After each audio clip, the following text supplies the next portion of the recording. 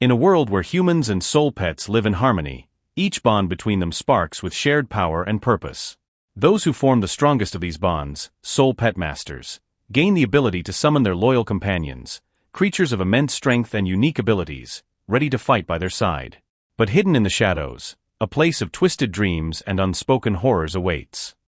In Nightmare Island, where courage meets terror, and only the strongest will endure. He emerged into a large, open clearing, roughly circular in shape and surrounded by a towering wall of wooden spikes. The wall, made of thick logs driven into the ground, rose to a height of 30 meters, forming a barrier that encircled the clearing like a grim, fortress-like structure. This was no ordinary camp. It was a prison, designed to keep those inside from ever escaping. The entrance was guarded by 4 men dressed in green, their faces impassive as they stood watch. Each of them was accompanied by a wolf-like creature, fierce and dangerous, their eyes glinting with a feral intelligence. These beasts were not ordinary animals but soul pets, bound to their masters through a mystical connection that made them both loyal and deadly. The wolves growled as Chu Mu approached, their eyes narrowing as they bared their sharp, gleaming teeth. One of the guards, a man with spiky hair and a cruel smile, called out to him. "Get your ass in here." "Took you long enough," he sneered, his voice dripping with contempt. "If you're any slower, my wolf might mistake you for dinner." Chu Mu ignored the man's taunt, slipping past the wolves without a word. He kept his distance, wary of the creature's snapping jaws, and quickly entered the camp. The spiky-haired guard spat on the ground as he watched him go. "Look at him," he muttered to his companions. "Skinny as a twig. I don't know who thought it was a good idea to bring him here. He won't last a week." The guard beside him, a red-haired man, snorted in agreement. "From what I've heard, it was Leader Xia's idea. He brought the kid in himself. Apparently, he used to be some rich brat from a big family. Offended the wrong people, and now he's here with the rest of the trash." The spiky-haired man laughed, a harsh, grating sound. "A rich brat, huh? Figures. Bet he thought he was untouchable. Now look at him, just another dead man walking." The red-haired guard leaned in, lowering his voice. "You know what's interesting? Leader Xia didn't just bring him here to rot. He made the kid sign a soul pact with a white nightmare." The other guards looked at him in shock, their eyes widening. One of them let out a low whistle. "A white nightmare? Seriously? How did Leader Xia even get his hands on something like that?" The red-haired man shrugged, a faint smirk on his lips. "Who knows? But it's not like it matters. The kid's as good as dead anyway. That white nightmare's going to devour his soul sooner or later." The others nodded in agreement, their expressions indifferent. They had seen many children come and go in this place, each one forced into the same twisted ritual. None of them survived for long. The white nightmare was a vicious creature, feeding on the souls of its masters. Only those with extraordinary strength and willpower could hope to survive, and even then, it was a battle that never ended. Chu Mu, meanwhile, was well aware of the grim fate that awaited him. He knew that the white nightmare lurking within his soul was a constant threat, a shadow that would one day consume him if he was not strong enough to resist. Yet he refused to give in to despair. He had survived this long, and he was determined to keep fighting, no matter the odds. The children on this island were not here by choice. They had been brought here, torn from their homes and families, to serve as test subjects in a cruel experiment. Each one had been forced to sign a soul pact with a nightmare, a soul pet known for its dark and malevolent nature.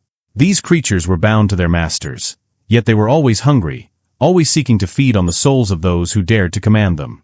The only way to survive was to grow stronger, to cultivate one's own soul until it was powerful enough to resist the nightmare's hunger. It was a brutal, merciless existence, and many of the children fell prey to their own soul pets before they had the chance to escape. For Chu Mu, survival was a daily struggle. He had to remain vigilant, always aware of the danger that lurked within him. He had to become stronger, faster, more resilient, or risk becoming yet another victim of the nightmare's insatiable appetite. The night was dark, the sky hidden behind thick clouds that drifted over the island like a shroud. In the camp's open area, 100 children stood in neat rows, their faces pale and grim.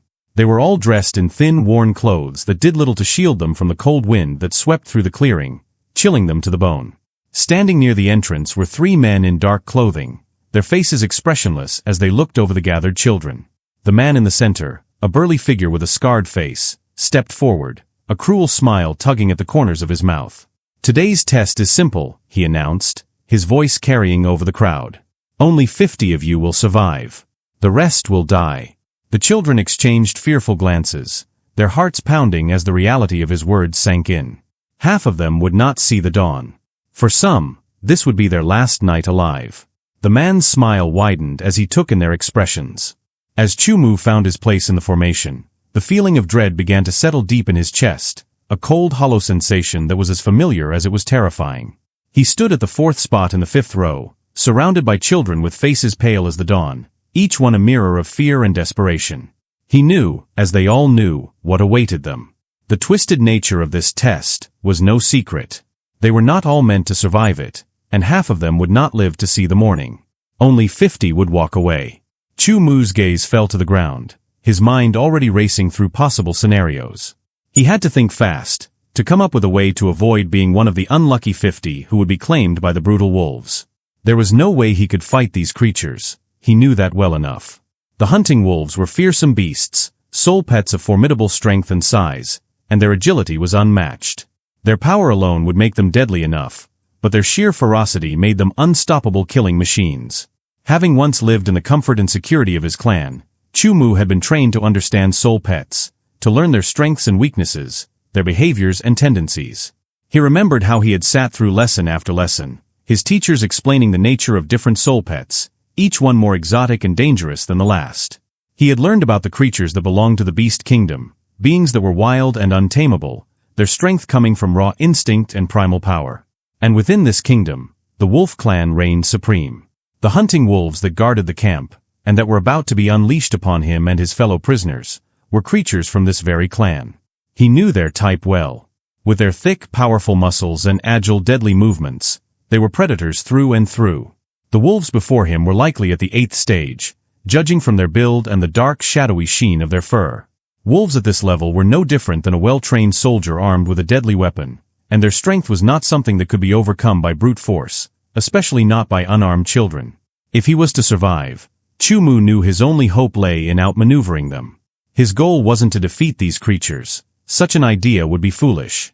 Instead, he would have to evade their attacks, keep himself out of reach, and hope that enough of the others would fall first. It was a grim and terrible thought, but on this island, there was no room for sympathy or hesitation. Survival demanded cold, brutal calculations. Every life taken by the wolves meant one less threat to his own, and each scream, each flash of blood, brought him one step closer to living another day. Suddenly, the eerie silence was shattered by a haunting, blood-chilling howl that pierced the air. The sound was followed by a chorus of similar cries, each one rising and falling in a rhythm that seemed to vibrate with hunger and bloodlust. The wolves were calling to each other, their voices mingling into a terrible cacophony that sent a shiver down every child's spine. The wolves were ready, and they were about to be unleashed.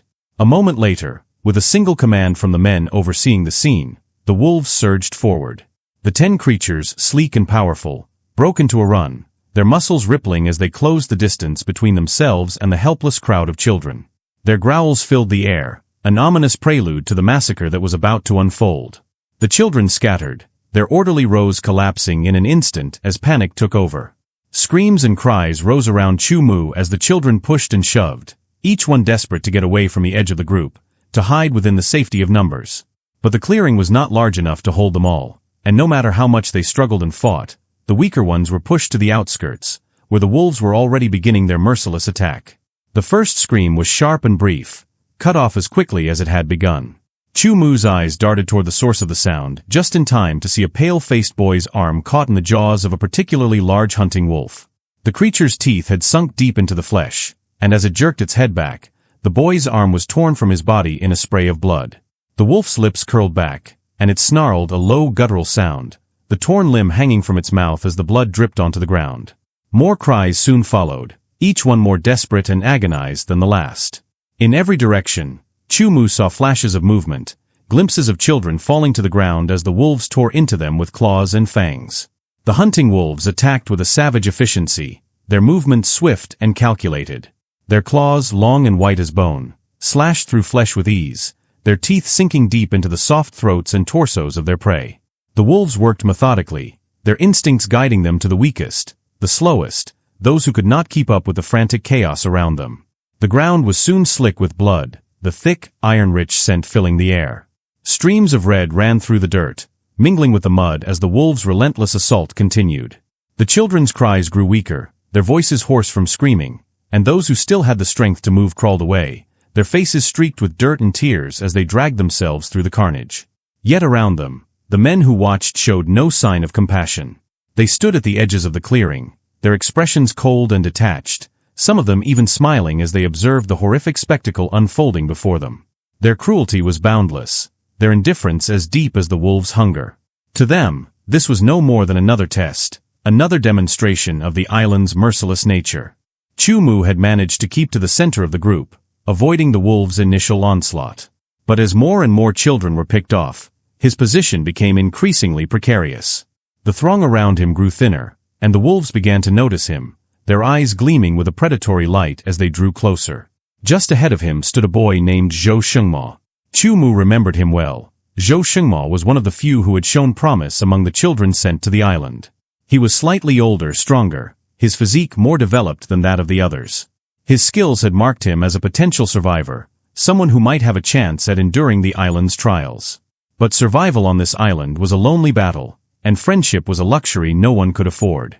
Chu Mu knew that compassion was a weakness, a weight that would drag him down and lead him to ruin. Zhou Shengma was just another obstacle, another person who stood between him and survival. So when he saw the hunting wolf closing in on Zhou Shengma, Chu Mu remained still, his gaze cold as he watched the scene unfold. Zhou Shengma, too, saw the wolf coming. His face went pale, and he took a step back, his body tense with fear. His movements were quick, his reflexes honed by years of fighting to stay alive, and he managed to dodge the wolf's initial attack. But it was only a temporary reprieve. The wolf was relentless, its body poised for another strike, its eyes locked onto its target with a hunger that could not be sated. Then, in a moment of desperation, Zhou Shengma's gaze landed on Chu Mu. For a brief, fleeting instant, there was a glimmer of hope in his eyes. He saw Chu Mu as a way out, a chance to escape the wolf's deadly focus. Without hesitation, Zhou Shengma lunged toward Chu Mu, his hands reaching out as he used his weight and strength to push him forward. Caught off guard, Chu Mu stumbled, his balance lost as Zhou Shengma's body collided with his. He felt the boy's hands grab him, the force of the shove sending him sprawling toward the wolf. His body lurched forward, and before he could fully comprehend what was happening, he found himself face to face with the creature's gaping maw. The hunting wolf's jaws were inches from his face, its teeth sharp and gleaming, the front canines each a terrifying 20 centimeters long. The stench of blood and decay filled his nostrils, and he could feel the wolf's hot breath against his skin, its dark eyes locked onto him with a deadly intent. Time seemed to slow, the world around him fading into the background as he stared into the wolf's open mouth, the rows of teeth waiting to sink into his flesh. In that moment, Chu Mu's survival instincts took over. His mind raced, his senses sharpening as he searched for a way out. He knew he had only seconds to act, a narrow window of opportunity before the wolf's teeth would close around him. Summoning every ounce of strength and agility he possessed, Chu Mu twisted his body, throwing himself to the side with a burst of speed.